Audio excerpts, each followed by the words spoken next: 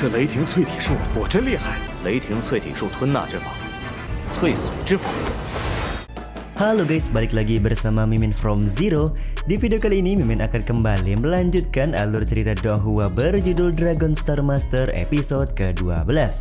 Seperti biasa, sebelum masuk ke rekap ceritanya, buat kalian yang menonton video ini tapi belum subscribe, tolong di subscribe dulu ya guys. Dan jangan lupa nyalain lonceng biar nggak ketinggalan update terbaru dari channel From Zero. Playlist untuk Donghua ini juga udah tersedia bagi kalian-kalian yang baru aja bergabung dan belum nonton episode sebelumnya ya. Yaudah deh, gak usah berlama-lama lagi, langsung saja kita ke rekap ceritanya guys.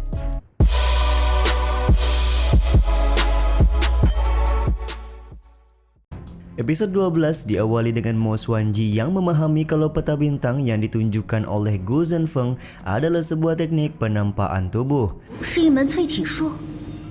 Sontak hal ini membuat Gu Zhenfeng kagum di mana Mo Xuanji sudah bisa memahami maksud dari peta bintang yang dia tunjukkan di dalam kelas pembunuh naga.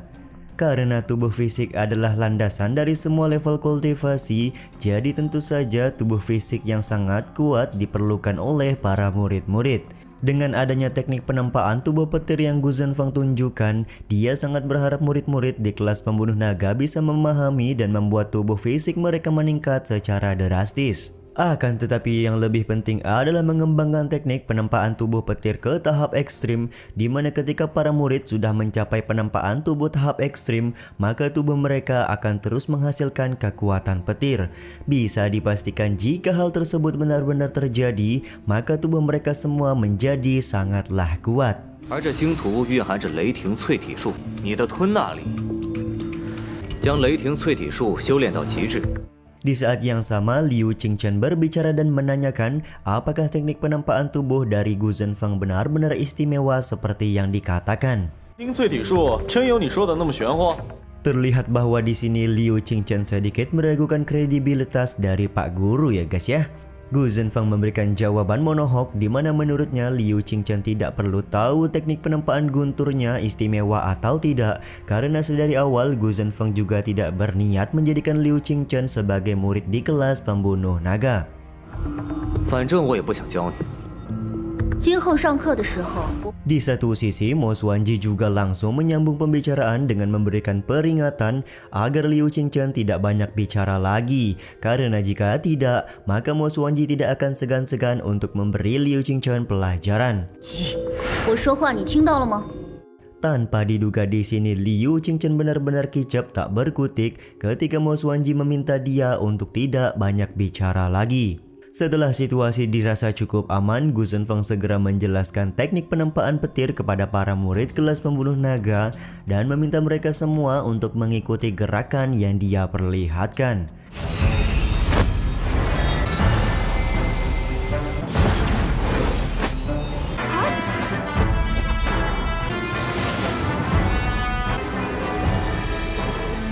这雷霆淬体术果真厉害！雷霆淬体术吞纳之法，淬锁之法。 Singkat cerita, metode mengajar teknik penempaan petir yang dilakukan oleh Gu Zhenfeng sudah selesai dilakukan dan sekarang juga sudah terdengar suara bel kalau kegiatan kelas pada hari ini sudah selesai dilakukan. 怎么这么快就下课了？今天的课就先讲到这里。 Sebelum mengakhiri pertemuan, Gu Zhenfeng meminta semua muridnya untuk berlatih keras, yang mana keesokan harinya Gu Zhenfeng akan langsung mengecek sudah sampai di manakah kultivasi para murid berkembang. Beberapa hari kemudian, kalau sesuai rencana, Gu Zhenfeng juga akan melakukan pemilihan ketua kelas pembunuh naga, dan bagi siapapun yang berminat menjadi ketua kelas bisa mencalonkan diri. 我会检查大家的修炼成果，督促大家修炼。 Leng Yu pun langsung nyeletuk kalau pemilihan ketua kelas sepertinya akan jatuh kepada Mo Xuanji, karena dia sangat yakin di dalam kelas ini tidak ada seorang pun yang bisa mengalahkan Mo Xuanji pada saat ini. Di luar dugaan, ternyata Mo Xuanji sendiri tidak berminat menjadi seorang ketua kelas dan meminta Gu Zhenfeng untuk mencari kandidat lain di dalam kelas pembunuh naga. Sementara itu, Liu Qingchen masih sangat berambisi menjadi seorang ketua kelas, padahal sedari awal Gu Zhenfeng sudah tidak menyukai kehadirannya di dalam kelas pembunuh naga ini. Sebelum pergi meninggalkan kelas, Gu Zhenfeng mengajak Qi Jianfeng untuk ikut bersamanya ke dalam kantor. Setelah sampai di dalam kantor sambil ngeteh manja, Gu Zhenfeng kembali bertanya kenapa Qi Jianfeng memilihnya untuk menjadi seorang guru belajar keterampilan pedang dan apakah hal tersebut karena Gu Zhenfeng mengetahui rahasia dari tubuh Qi Jianfeng saat ini. 不知郭导师可否救我？ Qi Jianfeng sendiri membenarkan hal tersebut karena dia sangat berharap kalau Gu Zhenfeng bisa membantunya mempelajari aliran tubuh pedang. Gu Zhenfeng pun mulai bercerita di mana dia sudah mengetahui kalau Qi Jianfeng pada awalnya bukanlah seorang jenius pedang, tapi semenjak ada aliran pedang di dalam tubuhnya, Qi Jianfeng dengan sekejap berhasil menemukan jalan pedang dan membuat keterampilan pedangnya meningkat pesat. 但自从你身体中出现了那颗剑流，才被彻底激发出来。 Qi Jianfeng pun membenarkan semua perkataan dari Gu Zhenfeng tentang aliran pedang di dalam tubuhnya yang selama ini memberikan sebuah keberuntungan. Akan tetapi selain sebuah keberuntungan, ada juga sebuah kerugian besar yang selalu menghantui Qi Jianfeng. 那颗剑流给我带来了无尽的荣誉，如果放任那颗剑流继续成长， Diketahui ada seorang dokter yang pernah berkata, jika aliran pedang di dalam tubuh Qi Jianfeng dibiarkan terus tumbuh, maka tidak menutup kemungkinan Qi Jianfeng akan kehilangan nyawanya sendiri. Sontak hal ini membuat Gu Zhenfeng kaget dan meminta Qi Jianfeng untuk tidak lagi mempercayai semua perkataan dari dokter. 而是还未成型的先天剑胎，一旦先天剑胎成型， Menurut Gu Zhenfeng, aliran pedang di dalam tubuh Qi Jianfeng bukanlah sebuah masalah, melainkan aliran pedang bawaan yang belum terbentuk saja. Setelah aliran pedang bawaan tersebut terbentuk nantinya, Gu Zhenfeng memastikan kalau Qi Jianfeng akan menjadi pendekar pedang yang tidak terkalahkan dan pencapaiannya di masa depan menjadi tidak terbatas. 日后的成就更不可限量。 你确定我体内是先天剑胎？ Mendengar semua ucapan dari Gu Zhenfeng tentu saja membuat Qi Jianfeng senang, yang mana dia tidak menyangka kalau Gu Zhenfeng paham betul tentang masalah yang sedang dia alami. Meskipun Gu Zhenfeng punya sebuah solusi, dia tetap meminta Qi Jianfeng untuk tidak senang terlebih dahulu karena diketahui pertumbuhan aliran pedang bawaan sangatlah lambat. Ternyata banyak sekali orang yang punya aliran pedang bawaan di dalam tubuhnya, tapi banyak juga dari mereka yang tidak pernah bisa membangkitkan aliran pedang bawaan tersebut hingga ajal menjemput. 很多人虽然拥有先天剑胎，我自然会尽全力帮你，剩下的交给我吧。 Tapi karena Qi Jianfeng pada saat ini adalah muridnya, Gu Zhenfeng akan berusaha semaksimal mungkin untuk membantu Qi Jianfeng membangkitkan aliran pedang bawaan tersebut. 谢谢导师。 必须培养新的龙王军团。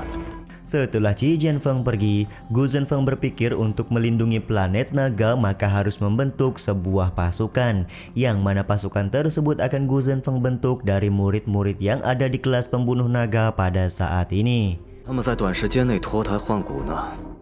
Singkat cerita, ketika sedang jalan-jalan di sebuah taman, Gu Zhenfeng mendapatkan sebuah pesan dari Mo Xuanji yang sedang menunggunya di depan Akademi Dragon King. 我在龙王学院校门处等你。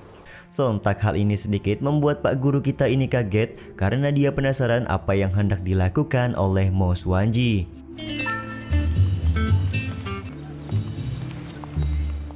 Beberapa saat kemudian, Gu Zhenfeng menemui Mo Xuanji yang sudah bersiap dengan mobil Ferrari merah di depan akademi.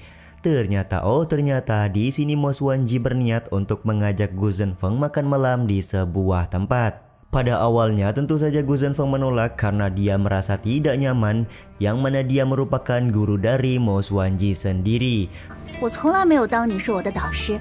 Tapi di sini Mo Xuanji berkata kalau dia sama sekali tidak pernah menganggap Gu Zhenfeng sebagai guru, jadi sah-sah saja jika Mo Xuanji memberikan tawaran makan malam kepada Gu Zhenfeng. 如果没什么事，我就先走了。 Tidak ingin basa-basi lagi, Gu Zhenfeng hendak segera pergi pada saat itu juga. Akan tetapi Mo Xuanji mengancam akan berteriak dan mengucapkan kata-kata yang tidak-tidak guna membuat Gu Zhenfeng disalahkan oleh orang-orang. 到时候看你如何收场。你跟我走就是了。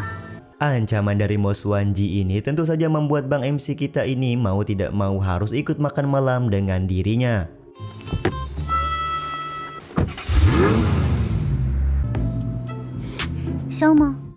Ketika berada di dalam mobil, sempat-sempatnya Mo Xuanji menggoda Gu Zhenfeng dengan bau parfum yang dia miliki dan menawarkan Gu Zhenfeng untuk mencium parfumnya dari jarak dekat. Waduh. 说呢，要不要近距离闻闻？